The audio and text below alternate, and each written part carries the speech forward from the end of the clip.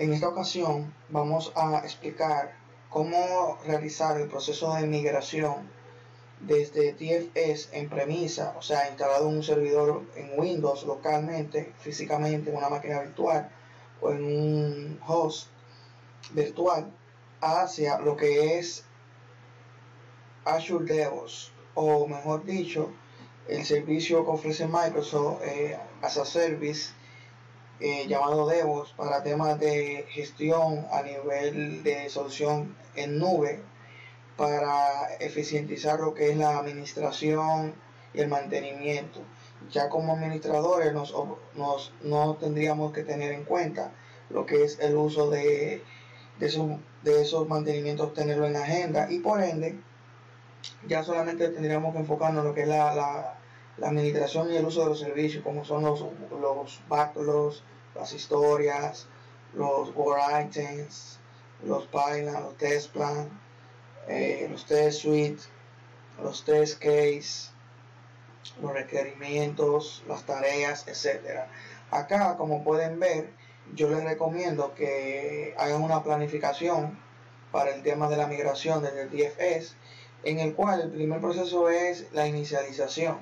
Hay unos requisitos que hay que cumplir para poder realizar este procedimiento. Estos requisitos yo los voy a explicar cuáles son en específico para eficientizar su proceso de exportar los backlogs desde TFS hacia DevOps.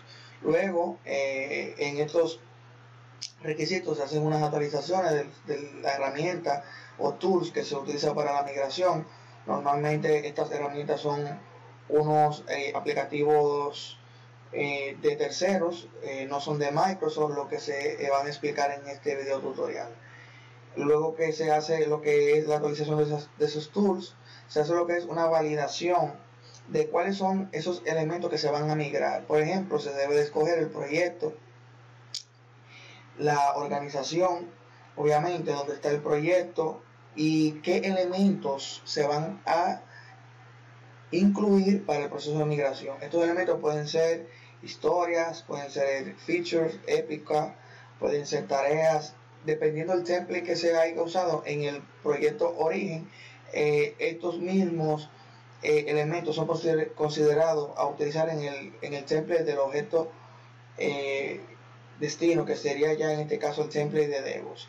Y luego que se hacen esas revisiones de validación, se procede a realizar el paso número 5, que es la inicialización del proceso de exportación de TFS hacia DevOps. Luego que concluye el proceso de exportación, los objetos que están aquí dentro en el backlog, por ejemplo, de TFS, se migrarán todos automáticamente de manera masiva a lo que es el servicio de DevOps en nube. Ahora voy a pasar a lo que es la guía de instalación de estos elementos en el servidor donde está corriendo el TFS como servidor. Correcto. Deben de copiar este link que está aquí arriba en su navegador que utilicen y seguir las pautas que dice acá para poder inicializar el proceso como corresponde. Luego que copien esto, van a ir a lo que es el proceso de instalación de la herramienta que se va a utilizar para la migración y sus requisitos. Acá van a instalar en el Windows Server donde está corriendo TFS localmente esta herramienta que se llama Chocolate. Es un tool que permite ejecutar comandos dentro del Windows vía PowerShell o vía CMD, y este comando lo van a correr luego que instalan esta herramienta. Luego que corren esta herramienta, abren el CMD y ejecutan este comando para instalar el VSTS Site Migrator. Esta es la herramienta que se utiliza para migrar desde TFS hacia Azure. Este es un link donde muestra el código de lo que compone esta solución open source. Luego que se hace el proceso de instalación del migrator, deben validar que esté en el disco C de su máquina local, en este folder llamado Tools, y en el subfolder llamado Migration Tool, los componentes del lugar. Luego van a correr el proceso de actualizar esta herramienta a su versión más reciente para que los cambios publicados por su developer estén al día con el proceso. Automáticamente, completan eso, pasan al siguiente tema, que es la creación de lo que son los parámetros de los objetos que se van a migrar. Pero primero deben de hacer lo siguiente: deben de abrir el CMD o el Command Prompt de Windows desde esta ruta, ir a esta ruta y ejecutar este comando que se llama migration init.